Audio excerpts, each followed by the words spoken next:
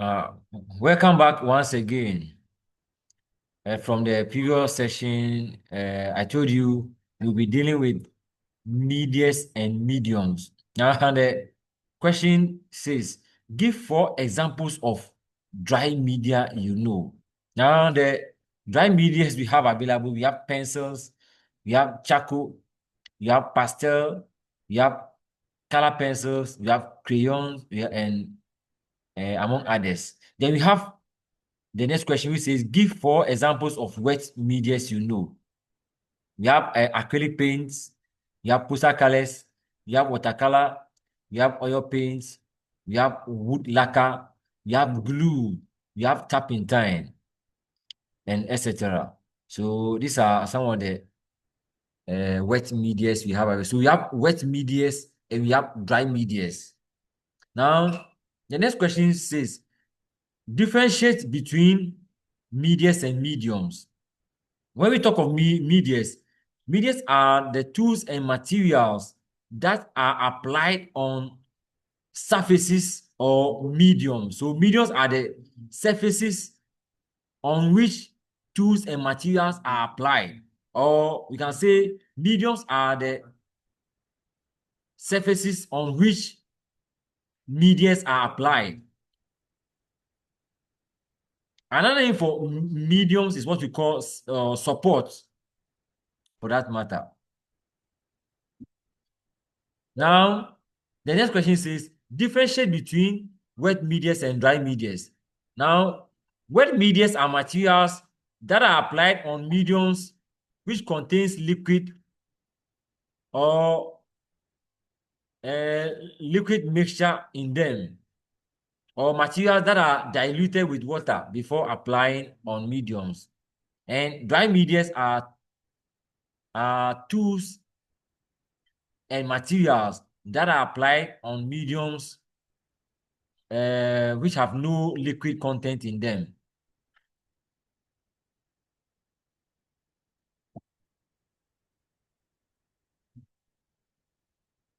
All right. Now we have identify its dry medias, wet medias, and give 4 uses of each. Now we have dry medias like pencils. Pencils are used for drawing. It can also be used for curling hair. Children also use pencils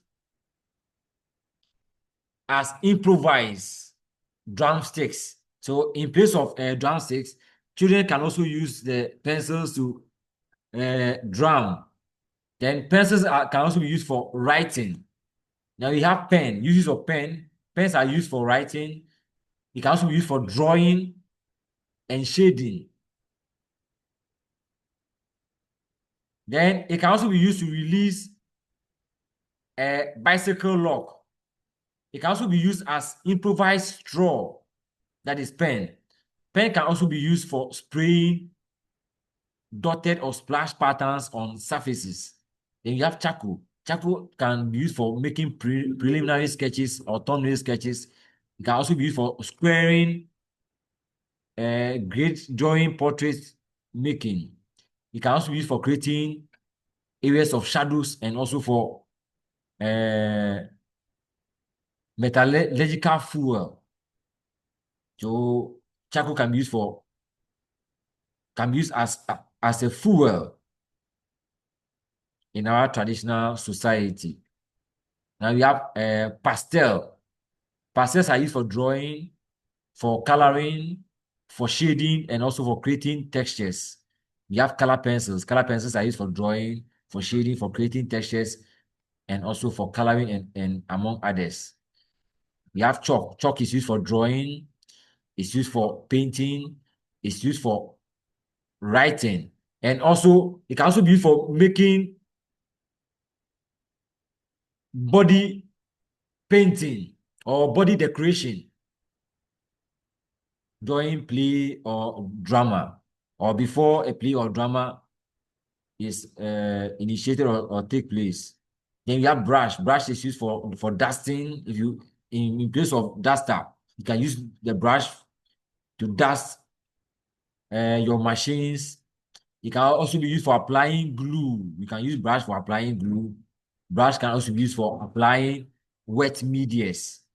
Then you can also use brush for drawing on canvas. Instead of using pencil, you can use dip your brush in color and use it for drawing the outline or the important features before you can apply properly start painting. We have felt pens or markers. They are used for drawing layouts, for writing text in greeting cards, making. It can also be used for coloring over a small area and for making posters as well.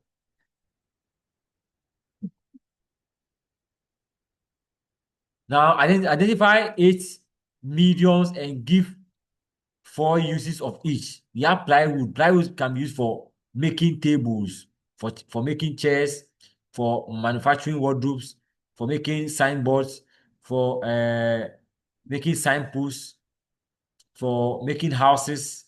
Then we have wall. Wall can be used for making mosaics, can also be used for demarcating rooms. Can also be used for mural painting and also for fencing for that matter.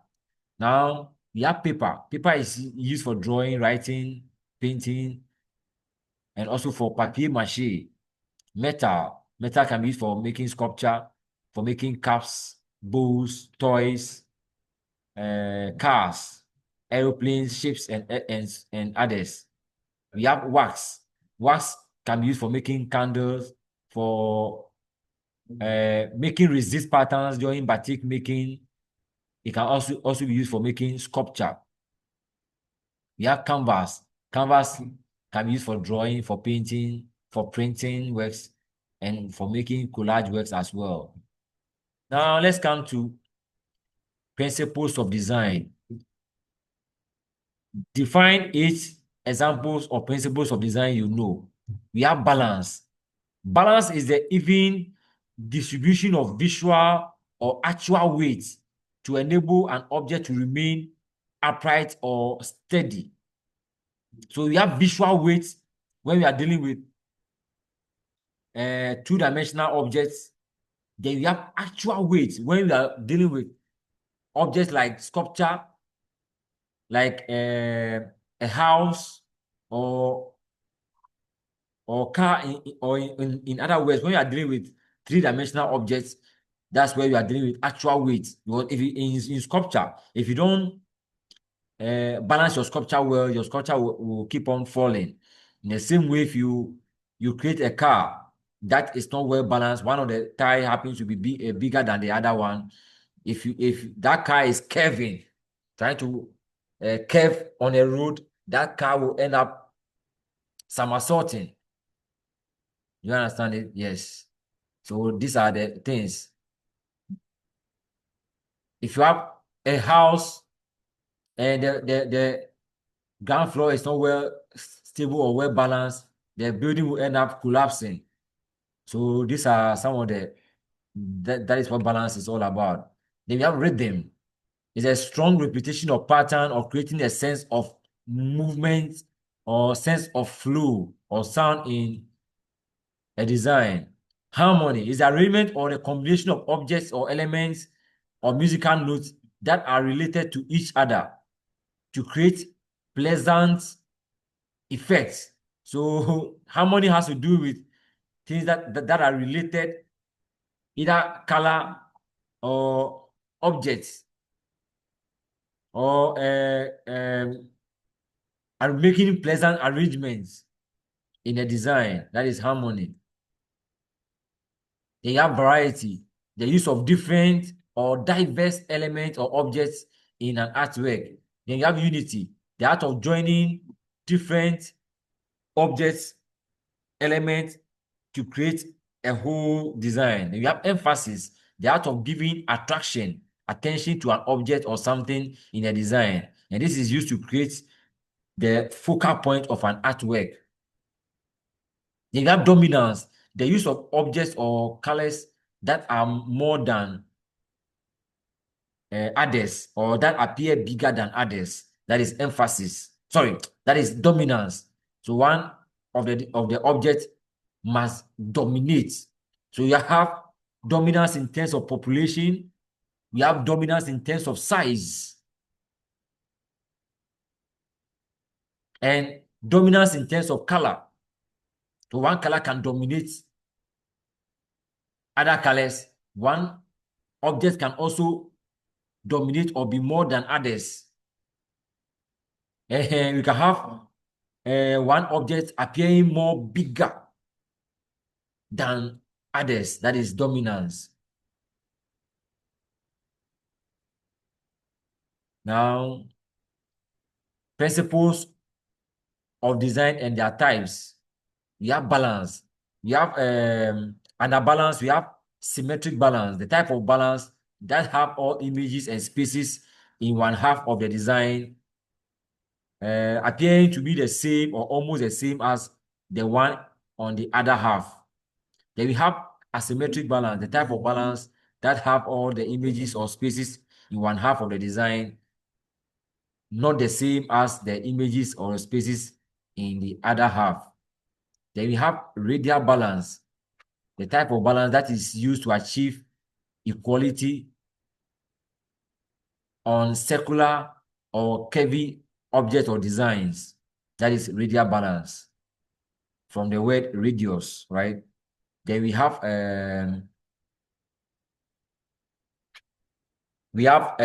harmony. We have object harmony, applying two or more objects that are related and in a pleasant way. For instance, if I create a forest scape or a forest scene, and most of my objects that I have applied, let's say I show an object of, let's say, tiger, leopard, jaguar, cheetah, and then maybe I show two different birds. The dominant part is the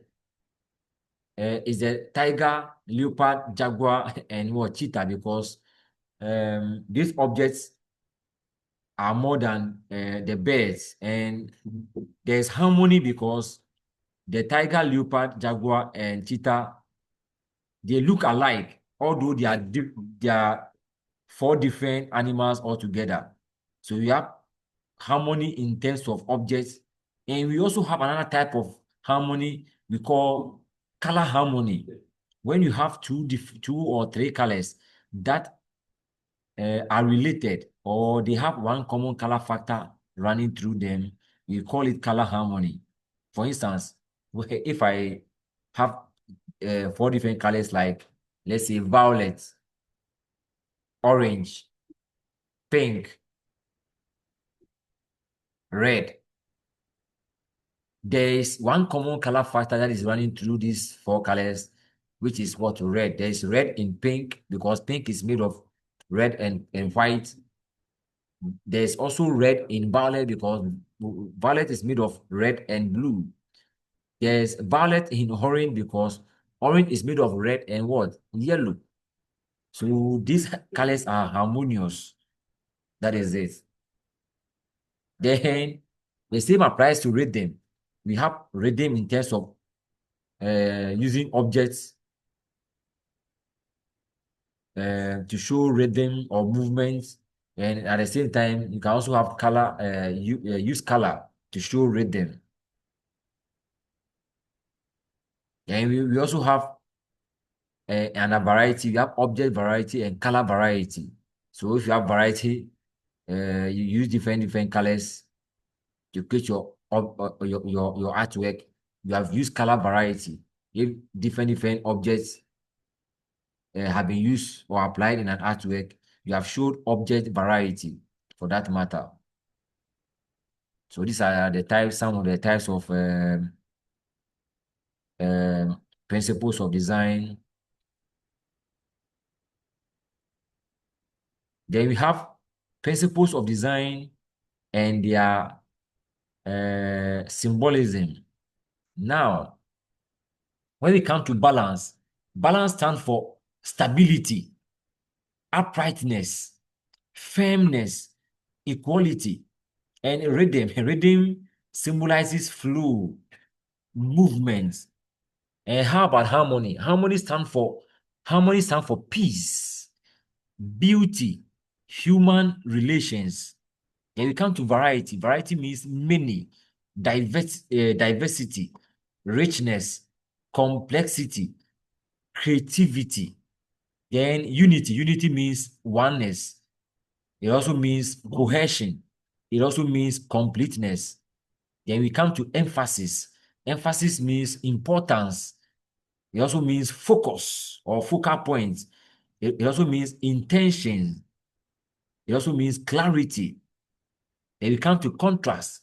Contrast means opposition, separation, differences. Now we come to using principles of design to express beauty. Let's come to balance. A balanced composition feels stable and comfortable to the eye. When you have contrast, contrast can create sharp differences between light and darkness, rough and smooth. So these are some of the ways by which you can use the principles of design to create something beautiful.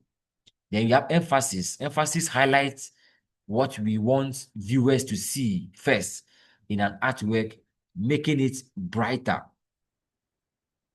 So you can make one of the objects more brighter than others to create or to help viewers to see that image first before looking at other objects. Rhythm or movement. Rhythm of movement leads the viewer's eye through the composition with graceful flow. Then we have proportion. Proportion helps us to create well-organized arrangement between sizes of objects. That is proportion. Then let's come to differences between creativity and innovation. Creativity does not involve financial loss because it is just a thought that maybe you have imagined and you have maybe drawn. But innovation incurs loss because in this case, you have to gather materials and tools and then try and create a prototype or an original design, and you may incur loss for that matter. And not every creativity leads to innovation, but every innovation is a result of creativity.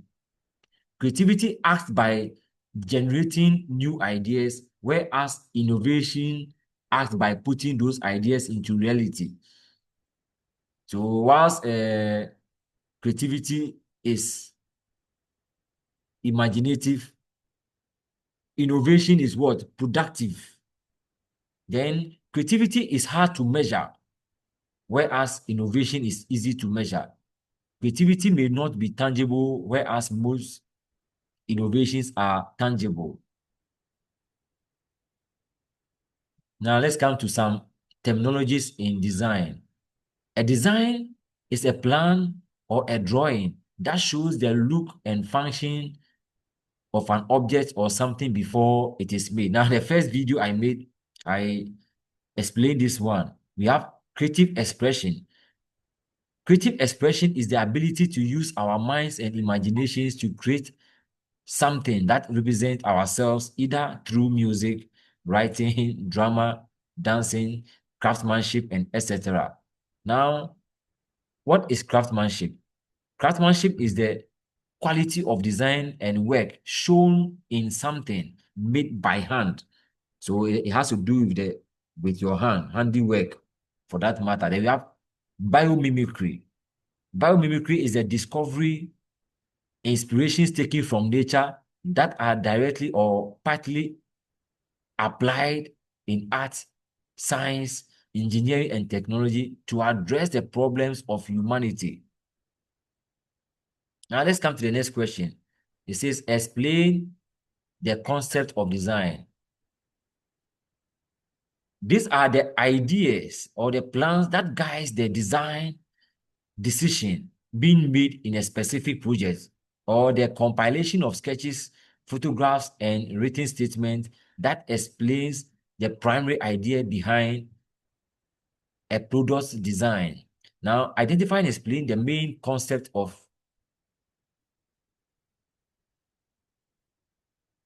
uh, design. The main concept of design, or what we call properties of design. Design must be able to solve problems. That means that the design is supposed to identify problems in a society or community or nation and be able to address that problem, not just addressing the problem, but address the problem creatively. So any problem that you have been able to solve, it should be in a creative manner because you are dealing with art.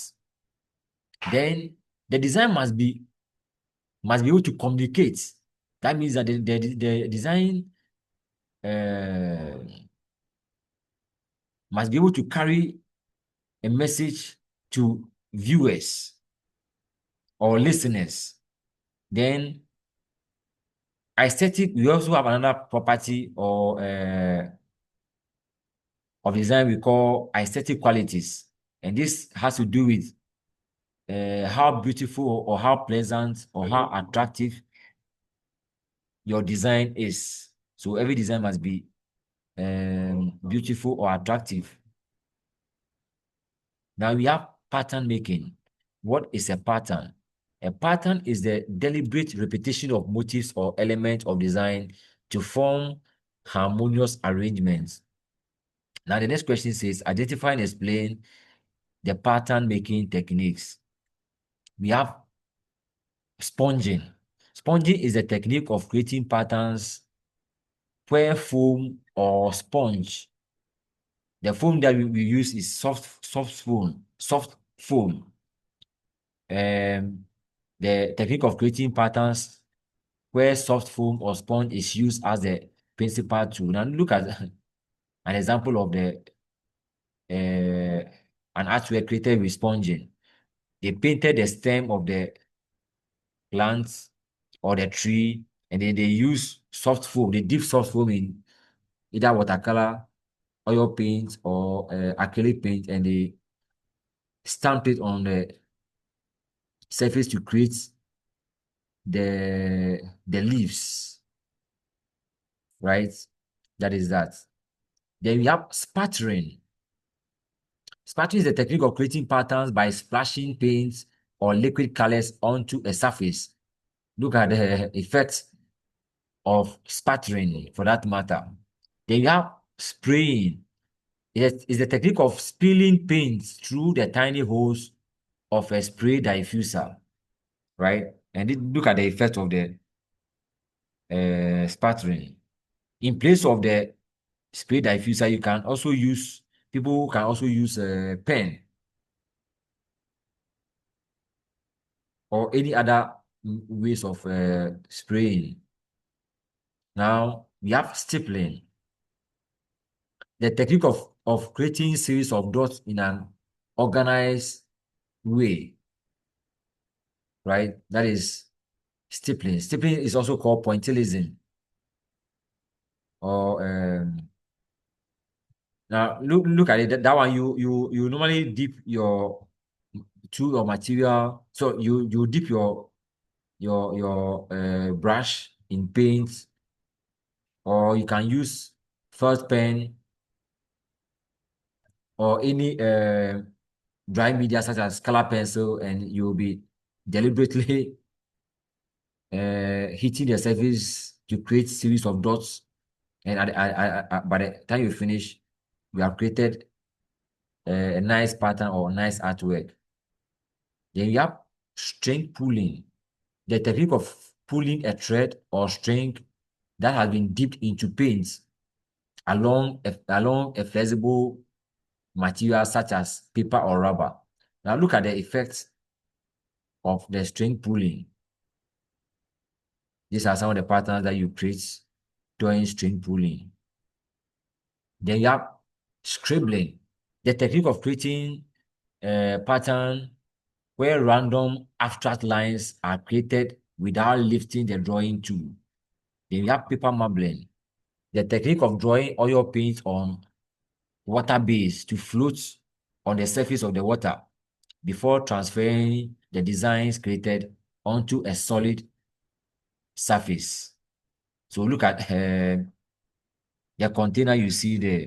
The container is water-based and they've dropped oil paint on the surface, and after they finish, you can see that they've lifted the paper, and you can see the designs you can see that the design have been transferred onto the paper. Look at another effect created using marbling. Look at another marble design. Now we also have wax resist. It's a technique of creating patterns using liquid wax to block some areas before paint is applied, so that the wax areas prevent the paint from passing through whilst creating the pattern. Look at samples of works that have been created using the wax resist pattern technique.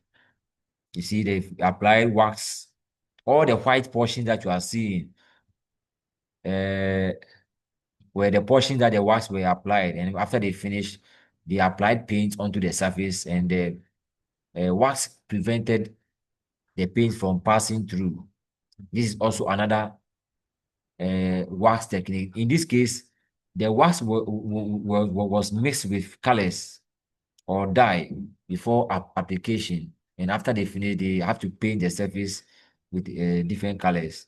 So these are some of the pattern making techniques. Under pattern making technique, we also have direct printing, which is the technique of printing or making patterns by dipping any found objects you see in the environment into a paint and directly making an impression onto a surface. So look at what you see there. This is a leaf that has been coated or painted, and after they finish, they stamped it or applied it onto a surface.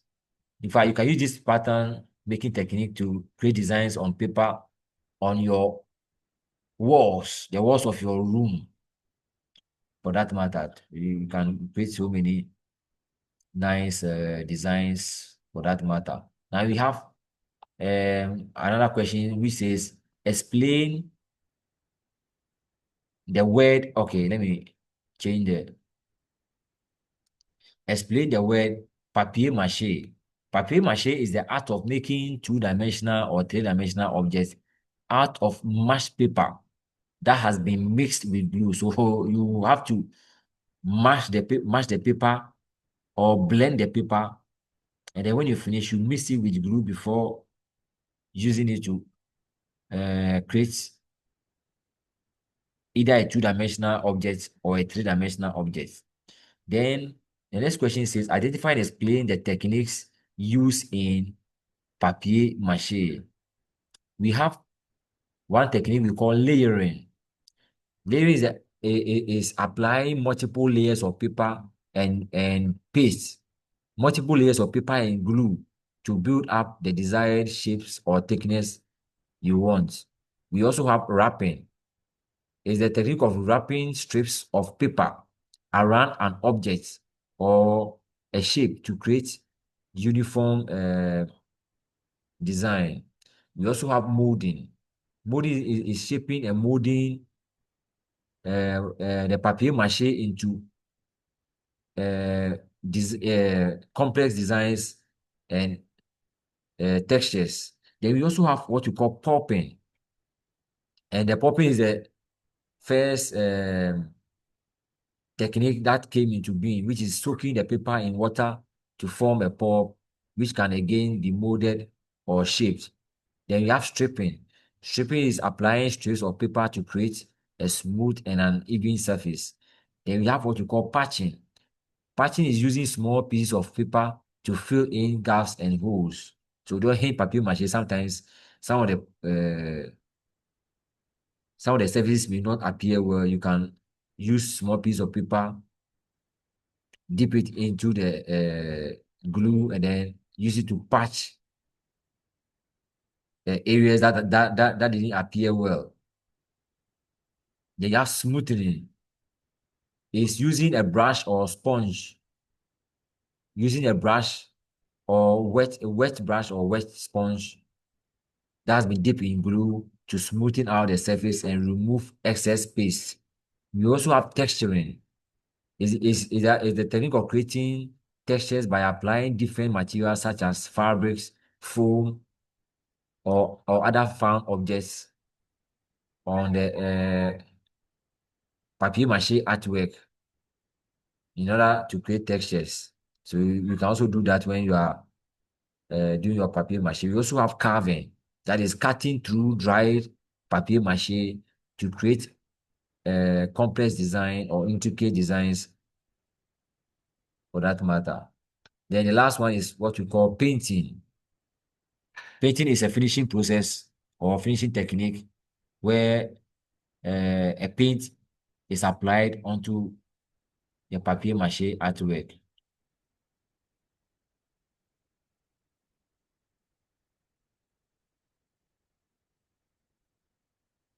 Now, state the processes of preparing papier mache for artworks. Now, the first step that you have to do is to gather clean waste papers around your environment. Then when you finish, the next step is to you tear the papers into desired pieces or into strips. Then the next step is to soak the paper in water to soften. Then after soaking, the next step is to transfer your soap paper into a mortar and pound with a pestle, or you can transfer it into a blender and blend it into fine texture. Then after pounding or blending your soap paper, the next step is to mix or mash the blended or pounded wet paper with glue. Then optionally, after mixing it with the glue, you can also add flour or some colors. That is it. Now, on our next video, we will talk about printing. We talk about printing. We will also dive into painting. So these are the two areas that we will talk about before the next video that we'll create again. We will talk about drawing because the current curriculum, the drawing aspects, the new curriculum delve into more of the drawing aspect than the painting aspect. So we need to deal with the drawing properly because in your practical project works, you the mandatory questions, you have drawing and shading or drawing and painting. So you need to get your graded pencils and color pencils ready. Don't go for acrylic paints or poster colors because you are going to do all your drawings or your coloring on the question paper. So you don't have time. So take notes. Okay, so at this juncture, I draw the curtains down and um, I hope to meet you or in the next video. Thank you very much.